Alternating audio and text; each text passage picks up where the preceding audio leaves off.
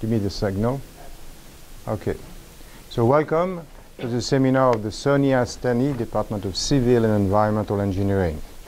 Today our speaker is Hildebrandt. Leah comes from Carnegie Mellon, where she is presently a PhD student. Supposedly she will graduate in May this year, we hope.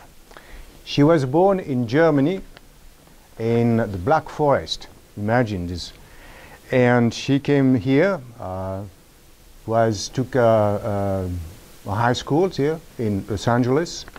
Then became an undergrad at Caltech, where she got a degree in 2006. Since she has been at Carnegie Mellon, and where she's expected to graduate in 2011. She is in the Department of Chemical Engineering and the Department of Engineering and Public Policy. Her advisor, or she has two advisors, I believe, Dr. Neil Donahue and Spiros Pendis, another Greek, I should say. Okay? Nothing wrong with the Greek, right? That's how we feel. You say so. I said so. And so she was fortunate to get several prestigious fundings as a PhD student, including fellowship from the National Science Foundations, from EPA, and from the Heinz Foundations. So we are very, very proud to have here today Leah Hildebrandt to give us a seminar. Please welcome Leah.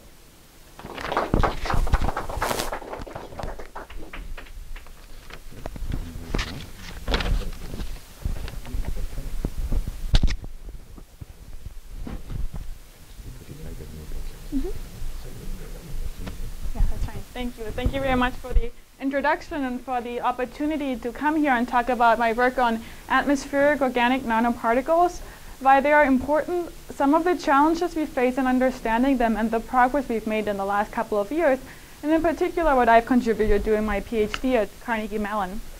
So just a brief introduction into atmospheric particles in general. So there are lots of these small particles in the atmosphere.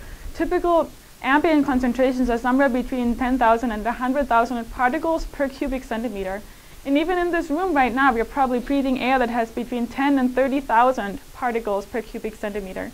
And if you're wondering why you can't see those particles, that's because they are very small. So most of the particles are smaller than the micron in diameter. And here I'm comparing the size of that particle to a typical cross-section of a human hair. So those are tiny particles. They are composed of thousands of compounds. They do span a pretty wide size range. They have complex shapes. So here you have some microscope images of particles from diesel soot exhaust and from coal combustion. They can be in different phases, the liquid phase and the particle phase, and they have many, many different sources. And these particles are really important for a couple of reasons, and one of them is that they affect the climate. One of the ways in which the particles can affect the climate is that they scatter sunlight. So this is a picture that was taken over the east coast of the United States and Canada, and you can see here haze over the Great Lakes. That's due to the particles scattering sunlight. You can also see the outflow of pollution that we are sending over to Europe.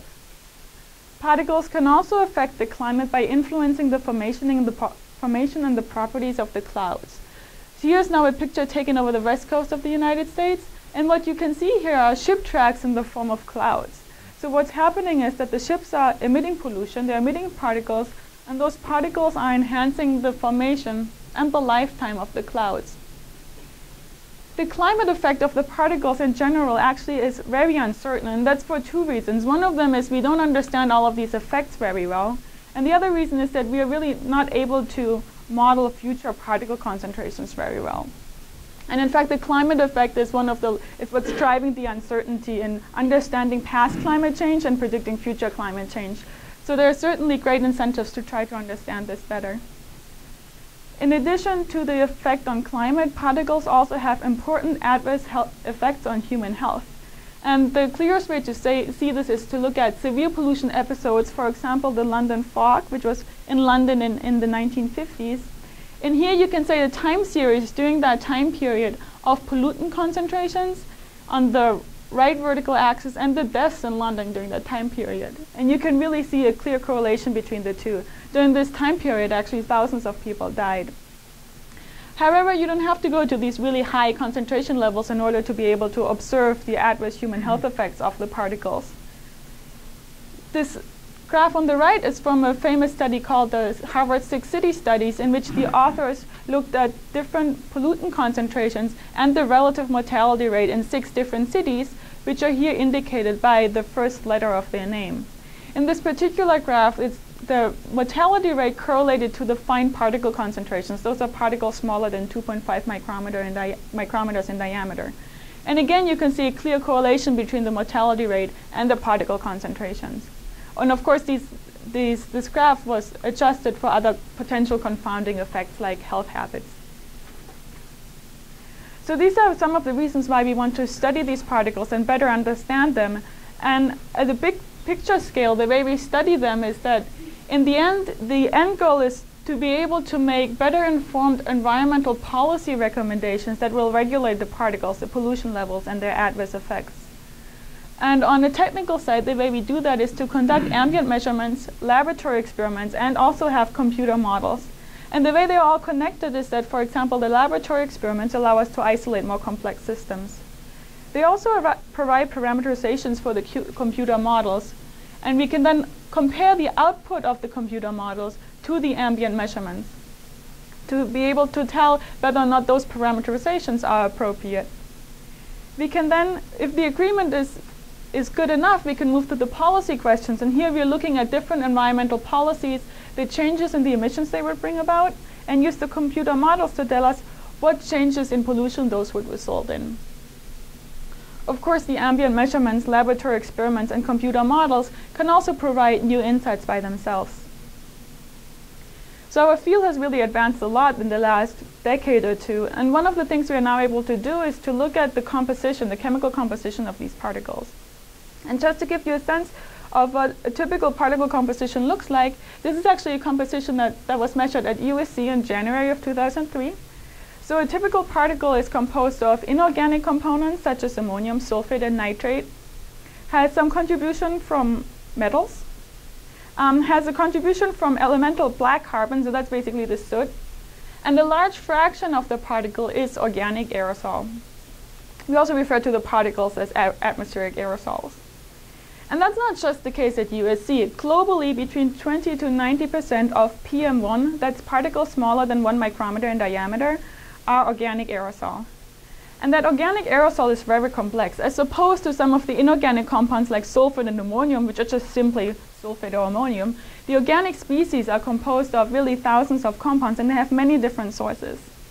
And to give you some sense of the sources and the formation of organic aerosol in the atmosphere, here's a schematic of that. So we have all of these different sources that might result in some organic aerosol in the particle phase. We have emissions from these sources that can be in the particle phase, we refer to as primary organic aerosol. And we can also have gas phase emissions, which we refer to as volatile organic compounds.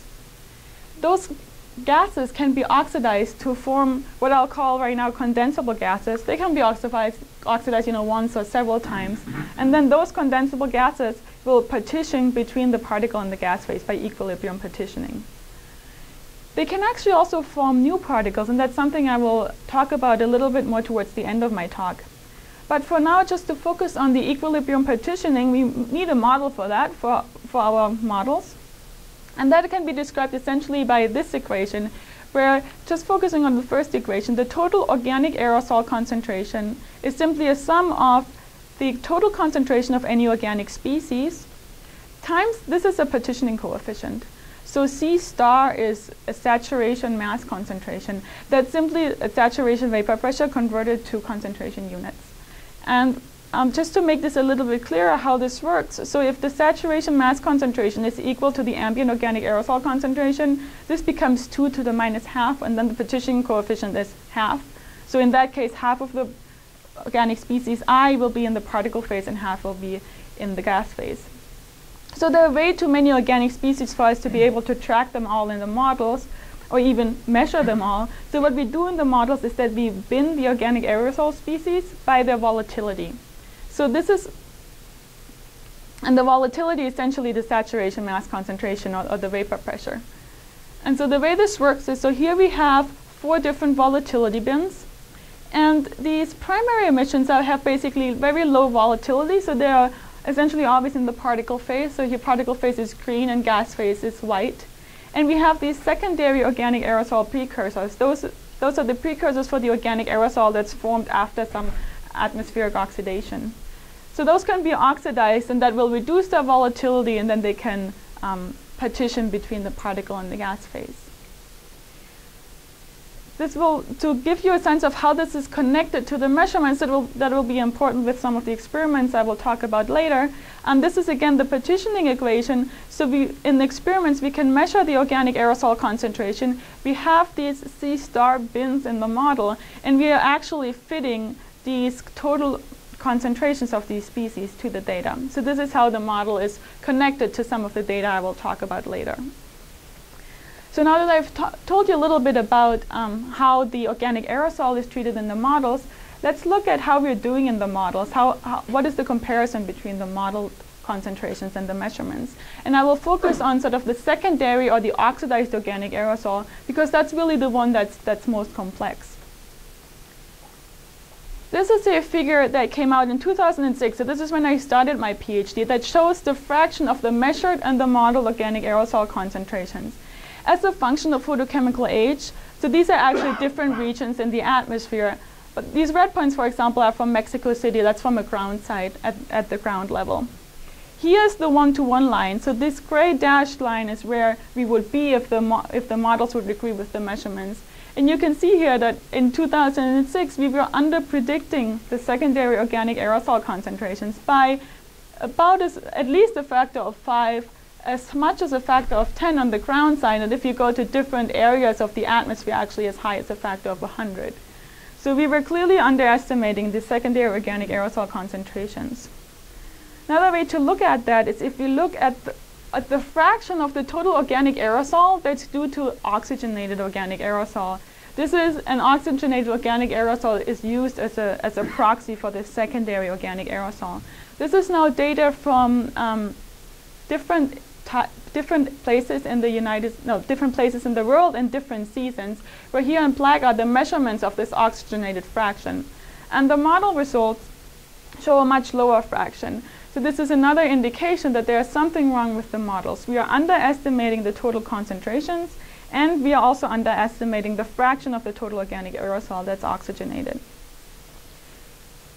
So I wanted to understand why the models do not agree with measurements, and I essentially wanted to tested in my PhD 3 hypotheses. The first one is that maybe the simple formation of secondary organic aerosol that we have in the models is not good enough, and there is some additional atmospheric transformation of the organic aerosol, some multi-generational oxidation. The second hypothesis is that maybe more organic aerosol is formed from some of these secondary organic aerosol precursors than what we're currently assuming or than what was measured previously. And the third hypothesis is that maybe different types of organic aerosol don't form a single solution as what was assumed in the models. So I'm going to talk about these 3 different hypotheses in this presentation. To look at the first hypothesis, I actually conducted ambient measurements at Finokaya, which is a measurement site that's in the northeast of the island of Crete, in the middle of the Mediterranean. And the advantages of this site, in addition to being on Crete, was that it's very remote. So it's actually nice to be able to study very processed organic aerosol. It's not influenced by local sources. And it's also influenced by different source regions. So again, if you look at the location of Crete here, you can get relatively fresh organic aerosol from Athens or other areas of Greece. You can also get more processed aerosol that was over the ocean for a couple of days before sampled at the site. And you can also get actually some aerosol from Africa that's not shown on this map. We did 2 measurement campaigns on Crete. One was in the summer in 2008 and the other one in the winter in 2009 to be able to study the organic aerosol under different photochemical conditions. This is an overview graph from the first campaign where I'm plotting the concentrations in micrograms per meter cubed of different components of the aerosol. So we have sulfate in red, organics in green, ammonium in orange, and nitrate in blue. And this is the time series over the course of the campaign. And I'm pointing out here some time periods when we were sampling aerosol from different source regions. And in general, this makes sense in the sense that the marine aerosol was cleaner, lower concentrations, than some of the aerosol that came from the continental regions. When we went back in the winter, we saw significantly lower concentrations. So here's the winter time series of the same species and the mean concentrations of organics and sulfate during the summer. But what we really wanted to focus on is this organic aerosol and its characteristics. So here I'm plotting now for the summer campaign, the organic aerosol oxygen to carbon ratio. And that is some indication of the oxidative state of the organic aerosol. And one of the things that surprised us for the summer data was that the organic aerosol oxygen to carbon ratio was always high throughout the campaign, even though we were sampling aerosol from all of these different source regions. We were expecting the aerosol to be a lot less oxidized when it was coming directly from Athens than when it was coming from the ocean. But it seems like the oxidation was fast enough. Also, if I compare this now to fresh emissions or to the type of organic aerosol that we observe in laboratory experiments, they have a much lower O2C ratio. So certainly there's a lot of transformation going on in the atmosphere between these fresh emissions and the aerosol that we sampled. Oh, I'm sorry. This is an aerosol mass spectrometer that actually that can look at the chemical composition. And the oxygen to carbon ratio, there are two versions of the aerosol mass spectrometer. One of them has a high resolution, where you can actually look at the molecular formula of the species, and you can get an oxygen to carbon ratio that way. And the other version of the instrument, basically we have found that the fraction of the organic aerosol at mass to charge 44, the CO2 plus ion, is very well correlated with the O2C ratio, and we can get the O2C ratio that way from the instrument. If you go back to the previous graph, or I mean the two slides before this, something like that. Now, there must be a correlation between what we see here and the source of that, and whether it's transportation, the factories, whatever. How do you take that into consideration? I mean, there are areas in the world that have a lot of factories that are sort of pollutant of organic things. Some areas you have heavy traffic, like such and such. How does that get into the picture? Or China, for instance, it's a coal burning plant. How does that come into this kind of analysis? Relating it to that specific geographical location. Right. So one of the things we were trying to do in these measurements is that we were trying to sample aerosol from different regions. So we were hoping to get aerosol that was coming from Athens, aerosol that was coming from marine areas, and see a difference in the concentrations. And what we saw is we basically saw a difference in the sulfate concentrations, and that seemed to be associated with some power plants in the region. So basically when we look at the back trajectory of the air masses when we was passing over the power plants, we saw high sulfate concentrations. We didn't see that effect for the organic aerosol, and that seems to be because organic aerosol, because of the processing in the atmosphere, is actually a lot more regional. So once you're far away from the sources, the dilution and the additional oxidation of the organic aerosol, then afterwards you cannot track the source of it very well. I'm not entirely clear over there. How do you differentiate Athens from Greece, and why only Athens happens on the 15th of May? Okay. So this was just a way for me to indicate that at this particular time was coming from Athens. There were a couple of time periods during this campaign that was coming from Athens. We looked at there's basically a model that looks at the back trajectories of the air and where it was coming from. And I agree that, I mean, it's kind of funny to have Athens in Greece because Athens is in Greece. But what we were doing is if the air mass seemed to be actually passing over Athens, we called it Athens, and if it was coming from other areas in Greece, we called it Greece. But we actually have this whole time period categorized into these different source regions. These sort of indicators here were just as an example. But why would only come from Athens for 2 days and not the whole figure? That's what I'm trying to figure out. Oh, the wind direction, essentially. The wind direction changes. Oh, the wind direction. Mm-hmm.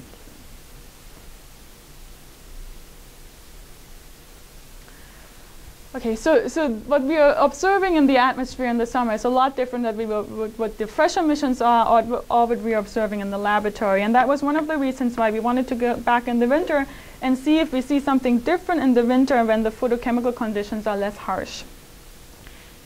So when we did that here, I'm now plotting the oxygen to carbon ratio in the winter, and we saw that that was much lower on average than the summer data, and there was also much more variability in the winter than in the summer. And so that led us to conclude that it seems like most of this oxidation is photochemical oxidation in the atmosphere. And also thinking about the previous slide, there's really significant transformation of organic aerosol in the atmosphere that should be included in those models. Before I talk about how we will include that oxidation in the models, I'm going to go test my other hypotheses. And for those, I actually conducted environmental chamber experiments. So an environmental chamber, as for example we have it at Carnegie Mellon, is a Teflon reactor that, in our case, is suspended inside of a temperature-controlled room. So at the beginning of each experiment, we would fill the chamber with clean air, and then we need to add some sort of oxidant to it. And in this experiment, we used hydrogen peroxide as an OH radical precursor. So this chamber is lined with UV lights that are here off in this picture, and when you turn on the lights, you produce OH radical. We also injected inorganic precursor seed aerosol, and that turned out to be important. So we used ammonium sulfate seed aerosol, and that basically serves as a surface area onto which the organic vapors can condense, and that's partly to avoid the organic vapors condensing to the walls.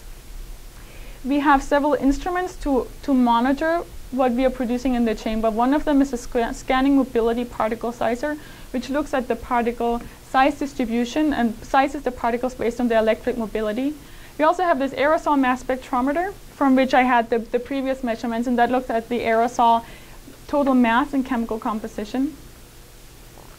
We also injected NOx in these experiments, that is to simulate urban conditions, and we have some instruments to measure the NOx concentrations. And finally, we needed to inject some gaseous precursors, and we measured those using a proton transfer reaction mass spectrometer. This is a pretty complicated setup. In the end, what I wanted to measure is the aerosol mass yield. So this is how we characterize organic aerosol formation, and that's given by the amount of organic aerosol formed divided by the amount of hydrocarbon reacted. So in the end of the day, what I looked at most was the organic aerosol concentration from the AMS and the vapor concentration for the proton transfer reaction mass spectrometer. So I did these formation experiments using toluene, which is methylbenzene, which is a nice compound to choose. One, because the emissions are actually fairly high. It's an anthropogenic compound with high emissions. And also it's a nice model compound to study because a lot of the anthropogenic or man-made emissions are sort of substituted aromatics.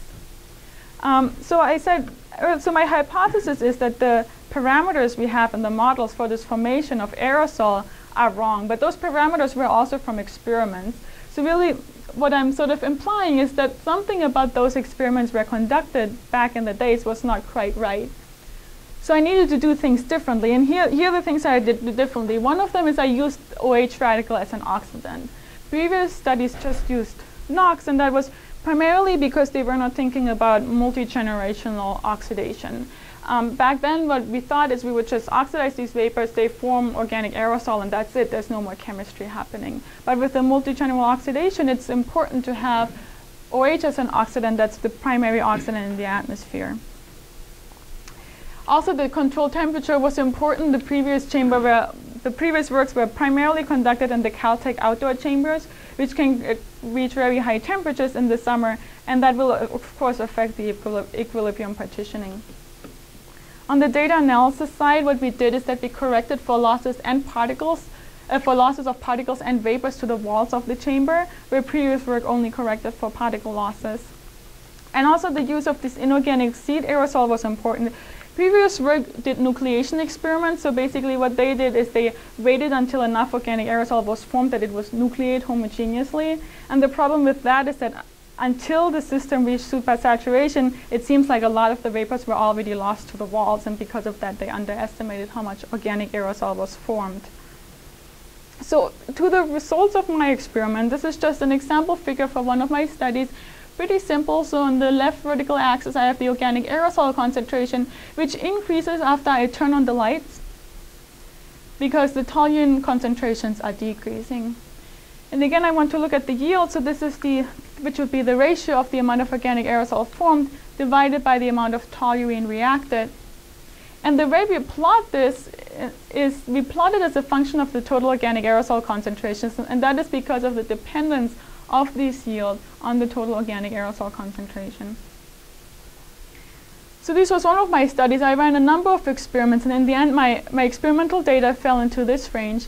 And when I compared that to the aerosol mass yields that we would have gotten with the old parameters in the models, they fell over here. So we were seeing much more aerosol production than what was being used in the models. Based on that, we suggested new parameters for the models. One other interesting little thing we observed in these experiments is that we observed an effect on the yield from how much UV lights we used. This is the UV intensity expressed as the NO2 photolysis rate, which is the common way to express UV intensity. So basically, when we used 3 times as many lights, we saw more organic aerosol formation, and the organic aerosol was more oxidized. So that's another indication that the more oxidation we have, the more organic aerosol is formed. In the end, this JNO2, this photolysis rate is more representative of atmospheric conditions, so that is what we used. So lastly, I want to talk about my third hypothesis, that maybe not all of the organic aerosol forms a single solution.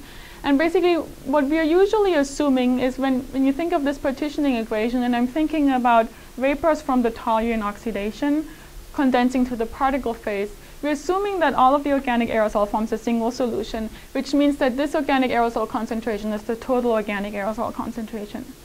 But if that's not the case, if they don't form a single solution, we should use here, for example, only the organic aerosol from toluene, and that will have a huge effect on the predicted organic aerosol concentrations. And so, for example, here are some results from our chemical transport model PM-ChemX, which covers the eastern United States. And in color here we are the organic aerosol concentrations in micrograms per meter cubed. On the left side, we have the concentrations that we will obtain assuming that all of the organic aerosol forms a single solution. That's also called the pseudoideal mixing assumption. And on the right is what we obtain when we assume that there's the different categories of organic aerosol that we have in the model. So anthropogenic secondary organic aerosol, biogenic secondary organic aerosol, and primary organic aerosol don't form a single solution. And we have about a 50% decrease in organic aerosol concentrations. So clearly this is important, and we need to test this assumption. Now, one of the ways this hadn't been tested before is because it's very difficult for us with the instrumentation we have or we had to distinguish between different types and different sources of organic aerosol. And that's partly because how this aerosol mass spectrometer works, which is really the only instrument right now that can give us composition data at high time resolution. And so the aerosol mass spectrometer heats the particles to 600 degrees Celsius and then uses electron impact ionization, which fragments the molecule. So then in the end, the organic aerosol tends to look very similar, even if it came from different sources. So what we did differently is that we used isotopically labeled toluene, either labeled with carbon-13 or with deuterium, and unlabeled alpha-pinene. So toluene is a common anthropogenic precursor for secondary organic aerosol, and alpha-pinene is a common biogenic precursor, so that can be emitted from trees. And then we basically formed organic aerosol from toluene and alpha-pinene, and then used this new version of the instrument, the high-resolution time-of-flight aerosol mass spectrometer, to separate the labeled and the non-labeled organic aerosol. And then we studied the organic aerosol mass yields to learn about the mixing state of the organic aerosol. And of course, I'll talk in more detail about how we did this. But we were the first to try to use this new instrument to separate isotopically labeled and unlabeled species. So one of the questions we needed to answer is whether or not we could do that. But first, let me just show you how we use this instrument. So this is the blue spectrum here is from the Highresolution AMS with at mass to charge 44, and the green spectrum here is actually from the previous version of the AMS, where you could only integrate over a certain AMU. Where with this higher resolution, now we can clearly distinguish 3 different peaks, and we can attribute them to different organic fragments. Now to look at one of my experiments, in this experiment we first formed organic aerosol from toluene, and then later injected alpha-pinene to also form organic aerosol from alpha-pinene. So here organic aerosol is plotted on the left vertical axis. So after the alpha-pinene injection, we would expect the organic aerosol concentration to increase, which we didn't see the first time, and because of that, we injected 5 times as much alpha-pinene the second time. Now, the reason why you're seeing this decrease is because of the loss of the organic aerosol to the walls. This is not corrected for wall loss. Now, on the right vertical axis, I'm going to plot the fraction of the total organic aerosol that's due to alpha-pinene. Yeah. Very good question. Why were these experiments done in the dark, the pinene experiments? So alpha-pinene ozonolysis is sort of the common way to study alpha-pinene with ozone. And I think the primary reason is to be able to separate the ozonolysis reactions from the OH radical reactions. The way I did this one in this experiment is because the yields have been studied for this and they hadn't been studied for OH oxidation of alpha-pinene. When we do the separation of the different types of organic aerosol with the high-res AMS data, this is what we obtain, and it's actually nicely consistent with the experimental time series. So the fraction of the total organic aerosol that's due to alpha-pinene is 0 at first and then increases after both injections. Now we can actually see this, which was previously confounded by the wall loss. We also conducted this experiment the other way around. So now we formed alpha-pinene organic aerosol before we formed organic aerosol from toluene. And again, now on the right vertical axis, I'm plotting the fraction of the total organic aerosol that's due to toluene. And once we turn on the lights, which started the formation of toluene organic aerosol, this increases and then levels off when we turn off the lights. So this is a different formation. This is oxidation from the OH radical, and it's a lot more gradual, which is why you can see this gradual increase. So with this, we were able to basically prove that our method works. We can use this instrument to separate the different types of organic aerosol. And now, to look at this ideal mixing assumption, we're going to look at the results on a typical aerosol mass yield plot, where we're plotting the yields, which again is the amount of aerosol formed divided by the amount of precursor reacted, as a function of the total organic aerosol concentration. Now in this simple system where we just have organic aerosol from toluene and from alpha-pinene, if we assume that they don't interact, we should be plotting the yields as a function of only the organic aerosol from toluene. And if we assume that they form an ideal mixture, we should be plotting it as a function of the total organic aerosol concentration. So notice we're just going to test the two extremes, no mixing and ideal mixing. And so when we do this, we really find that our data are consistent with the ideal mixing assumption and not consistent with the no mixing assumption. And I should have mentioned this is the yield that we would expect from previous experiments. We can also look at this the other way around. This is now the alpha-pinene aerosol mass yield as a function of total organic aerosol concentration with expected yields. And this is a 20% experimental uncertainty. Again, when we plot the yields, now we have two lines because we had the two injections. Again, they are consistent with ideal mixing and not consistent with the no mixing assumption.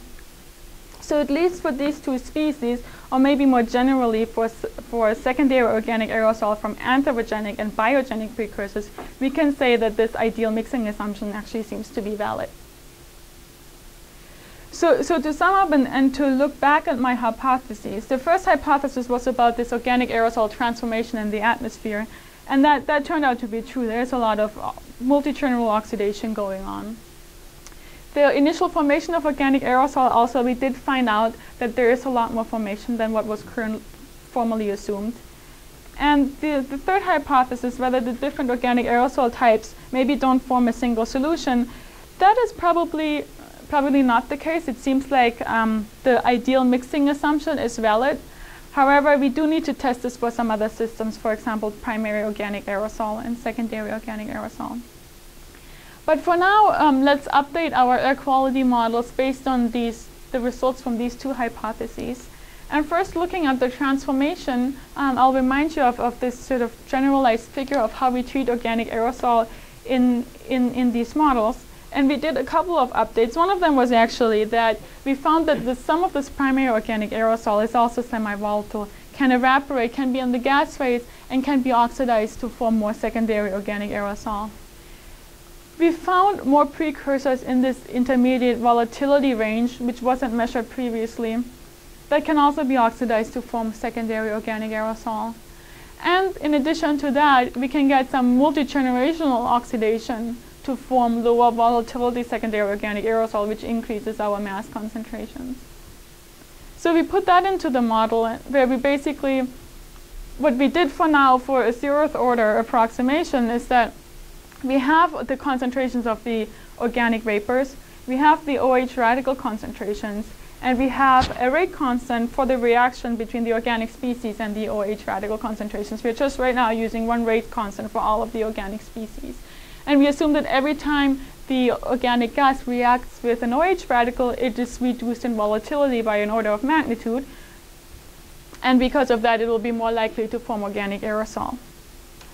Now, the other update to the models was easier. So this was, again, about this initial formation where I was telling you we are fitting these total concentrations to the data. And here we just had to update the parameters in the model.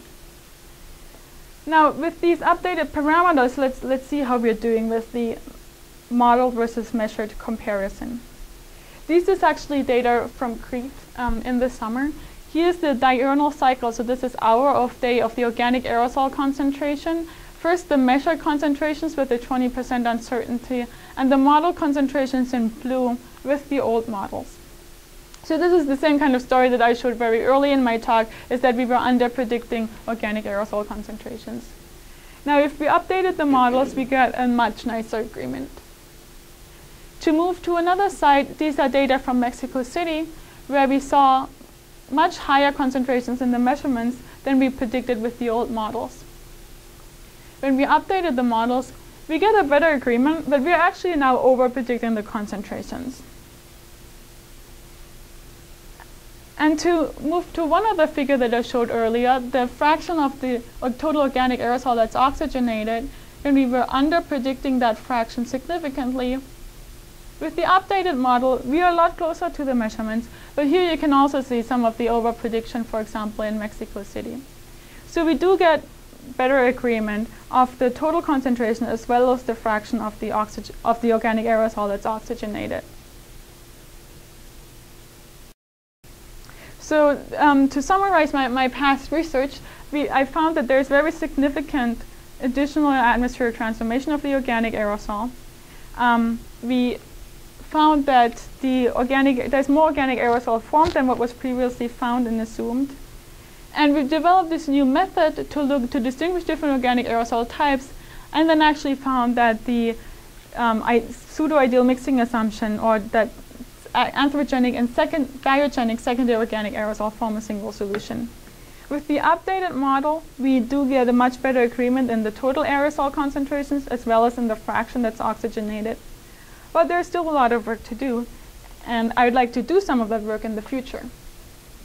So just to spend a few minutes talking about my future research, I would like to continue focusing on organic aerosol and its transformation, and that is, as I said, because it's so highly complex and still poorly understood, as well as look a little bit at the formation and early growth of particles. So this is the initial formation.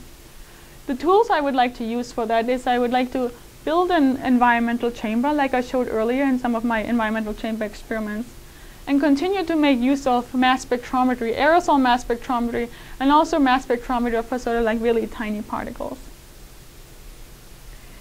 To talk a little bit more about the organic aerosol transformation, I presented that in a very simplified way. But here, results from our chemical transport model using the different assumptions about this chemical transformation. And so this is where we only had first generation oxidation. That was the standard until about 2 years ago. And this is where we under-predicted organic aerosol concentration significantly. When we first put the multi-general oxidation into the model, we actually obtained these concentrations, which we were then highly over-predicting organic aerosol. And what we are now using, because these were sort of crazy high concentrations, is we're using some sort of partial multi-general oxidation where we only assume that only the anthropogenic portion is oxidized several times. But this is really sort of a tuned version of the model, and we don't quite understand what's going on. It could also be that we just have our rate constant incorrect. So there's a lot more work to be done here, and I'd like to do some of that work. To give an overview over the other research goal I have, to study a little bit more the new particle formation. This is a figure of particle evolution that I borrowed from one of my colleagues. So basically, we have these vapors. They can condense to form a new particle, an atmospheric cluster, which most of these will be lost by coagulation with larger particles, or they can grow to larger sizes where they will actually grow to sizes where they matter a lot for health and also for the climate effect of the particles. Now, I've spent most of my PhD actually studying particles in this size range, and that's partially because that is where we have a lot of instrumentation that's very good, and studying basically this growth by condensation and by partitioning. However, this early growth of the particles and the initial nucleation is also very important, and that really is what determines whether the lifetime of the particle, whether or not they will coagulate or whether they will grow to this climatic relevance. So there are now some new instruments out there that actually allow us to look at, for example, the chemical composition of these atmospheric clusters, and it will help us understand what happens in this early growth of the particles. There's only about 1 or 2 instruments of these out there now, and there was just, as far as I know, just one publication. I just want to show you a graph from that publication to show you what we can do with that instrument. So this instrument is an atmospheric pressure interface time-of-flight mass spectrometer. It actually uses the same time-of-flight mass spectrometer than the aerosol mass spectrometer that I showed you earlier, and has an atmospheric pressure interface so that we can sample these small clusters. And they sampled here, this is the spectrum from the day and from the night, where they looked at these clusters. And what we can now do for the first time, we can look at these chemical compositions. So here's sulfuric acid. This is 2 sulfuric acid molecules. This is 3, this is 4. This is 4 with an ammonium here. And so what I'm hoping to do by measuring these chemical compositions of the atmospheric clusters, I can get some sort of sense for what species are involved in this initial nucleation of the particles, as well as the early growth of the particles. You can see here one of the things they found is that the species responsible for the new particle formation are very different during the day, when it's mostly sort of sulfate and sulfuric acid, than during the night, when it's mostly nitrate and organics. You can also tell that none of these organics are really speciated, so it's a lot more difficult to identify all of these organic species than it is to identify the sulfates. So there's, again, a lot more work to be done here. Just a few words about funding. Of course, NSF funds sort of all science areas, including this one in their atmospheric chemistry program. The United States Environmental Protection Agency has a lot of funding opportunities for this area of research, as well as state governments, for example, the California Air Resources Board here. There are some opportunities from the NSF for instrument grants. There are, of course, the early career awards that I would like to pursue. And I would also like to encourage my future students and postdoctoral scholars to apply for their own funding from some of these agencies. With that, I'd like to thank my thesis advisors and my colleagues in the Center for Atmospheric Particle Studies at Carnegie Mellon, our funding sources, and I'd like to thank you for your attention. I'd be happy to answer any questions.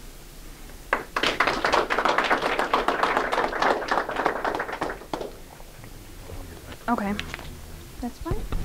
We're going to take a few questions. We just stand next to each other? Yes, that's fine. So, anybody has a question for? Yes. If you can speak in the microphone. Just okay. That. Yes, I just want to understand this modeling process. To what extent are you modeling the compositional changes? Or are you able to predict things with this model? Or is not included? Or is it included?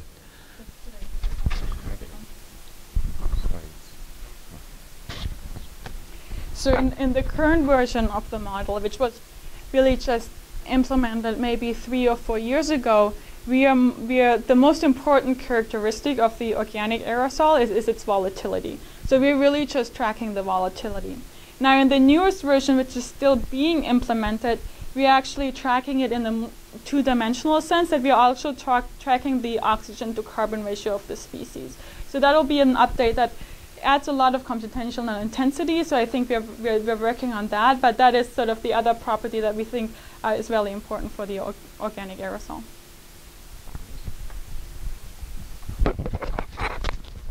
If I understand this correctly, the model, the updated model, at times overpredicts, and at other times it can underpredict.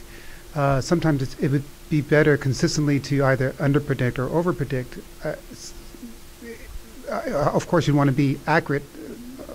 If that would be ideal.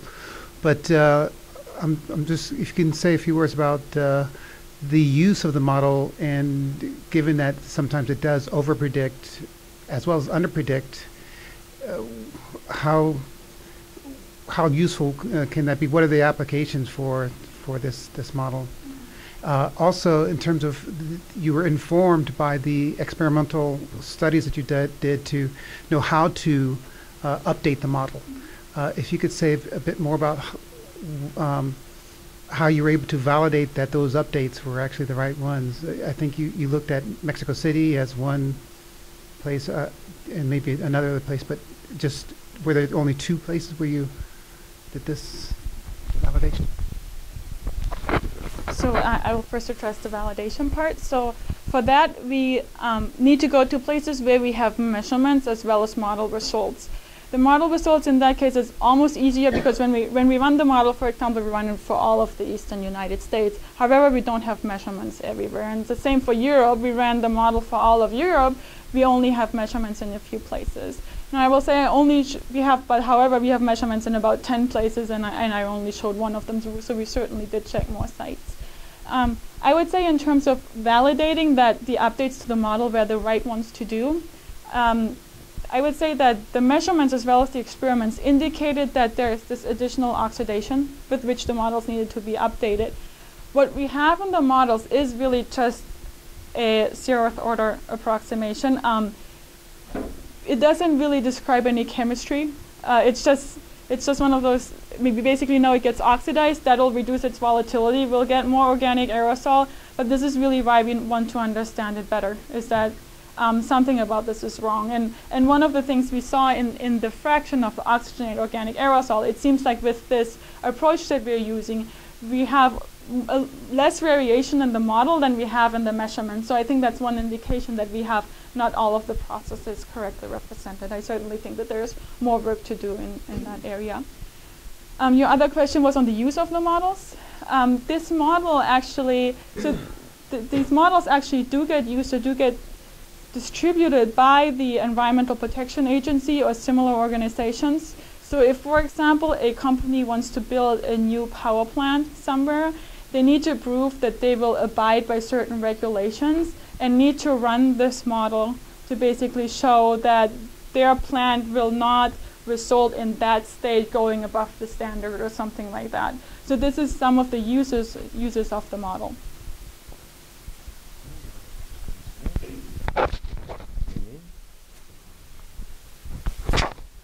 Yeah, so your last response was a good segue into my question, and I want to, I'm curious about one of the initial slides when you talked about the link with policy, and certainly you have a, part of your thesis work is on policy. I'm just curious about your opinions about, you know, you have all these measurements and they're very scientifically informed, and the US EPA does have some control about new factories and does have some control about regulation, but you have no control over, say, regulations of coal production in China or some other parts of the world, in particular developing countries which are highly polluted. So how do you think your community can evolve amidst these political constraints? This is a policy question here for you. So if I understand your question correctly, one of the things you're addressing is that it's a lot easier for us to influence policy in the United States maybe than abroad. And I would say one of the ways in which the research areas are connected is essentially through researchers in China and the US that come together to conferences. So in that way they are aware of the same issues. Now that doesn't allow us to push through the policies in China, and I think that's really where some of the local researchers would need to come in more. Now, I don't know if maybe one of your concerns is things like pollution levels in China actually influencing air quality in the US. And I would say, I mean, that is not a primary concern. I mean, there's a lot of talk about that, transfer of pollutions to the US. In terms of particle concentrations, the concentrations that we can get from Asia are actually very low. And so one of the things to remember about particles, as opposed to, for example, CO2, which has an atmospheric lifetime of like 50 years, is that particles rain out. So actually when it rains, the particles disappear, and you can very much see that in LA, you know, after the rains, you can suddenly see the mountains. And so particles have a lifetime of about 10 days, so particles in China do not affect us so much. But however, I would certainly agree that the pollutant concentrations are a lot worse in those areas, so that is definitely an area of research where I think that should be explored by scientists there as well as here. Thanks for the elegant presentation. I have a question about your first hypothesis, in which you define the volatility term in terms of organic transformation. Can you take into consideration of the seasonal variation between summer and winter?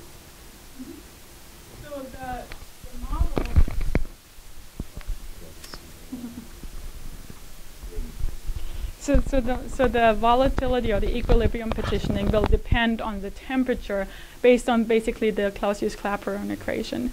So that is part of the model. So the amount of aerosol that will be in the particle phase will change with the temperature. So there will be, with the same sort of organic vapor concentrations, there will be more particles more organics in the particle phase in the winter than in the summer.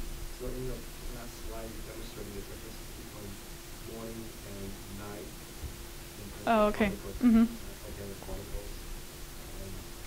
So I. Without hypothesis, you could do this variation as well. Okay, that's a good question. So the last slide I just want to focus, that was not the same particles that I was looking at earlier, because that's sort of my future work. Those were atmospheric clusters.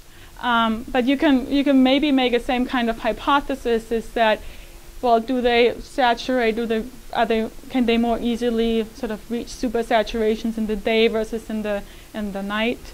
I think there the issue is a lot more about the photochemistry that goes on during the day that doesn't go on during the night. So the sulfuric acid is basically formed by oxidation of SO2, and I think that's why they were seeing that during the day and not during the night.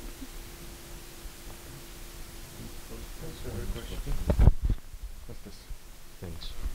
And thank you very much for the very informative and elegant presentation. Yeah, I have a sort of a big picture question, which is the ones that I tend to ask. And it has to do with your second hypothesis, which I think is probably one of the most consequential findings of your thesis and your fantastic work with Spiros and Neil Donahue. You have shown experimentally and by modeling that there is a lot more processed oxidized aerosol in the atmosphere, even in urban areas. This aerosol is more polar. There is two major reasons why you study aerosols in the atmosphere. Well, there's probably more than that, but there's two very, very serious reasons. One is local effects, i.e. health. The other is global, climate change. What are your perspectives and the overall implications based on these results? You know, you have, even in urban areas, an aerosol that is a lot more polar, and what do you think, how is this going to affect possible health effects as well as, you know, radiative force and direct and indirect? A big question. Yes, thank you. So I will preface this by saying that the effects are not completely understood, but on the health effects side first, there are some indications that more oxidized organic aerosol is worth for health, and that's basically just because it has more oxidative capacity. So some of the health effects are inflammatory, so you breathe in the particles and they basically oxidize your tissue in your lungs, and you can imagine that that is a lot worse when the organic aerosol is more oxidized, and there were some studies that have shown that effect. In terms of the climate effect, first thinking about the interaction of the particles with clouds, if the particles are more polar, they will be actually more likely to attract the water. In that sense, the effect of the particles on the clouds might be enhanced. In terms of scattering, I would say that organic aerosol scattering, as far as I know, doesn't depend so much on the composition. However, there are things like that's called so there's black carbon, which is soot. There's organic carbon. And then in the middle, they have now tried to refer to as brown carbon, which are actually very long chain hydrocarbons that are referred to as brown carbon because they also absorb radiation. That would be highly oxidized carbon. So in that sense, we could say that we could have a more absorbing effect of the particles, which actually be a warming effect on the climate. Well, we come to the time that we have to conclude the seminar, but before doing so, I think we should again thank Leah. Thank you.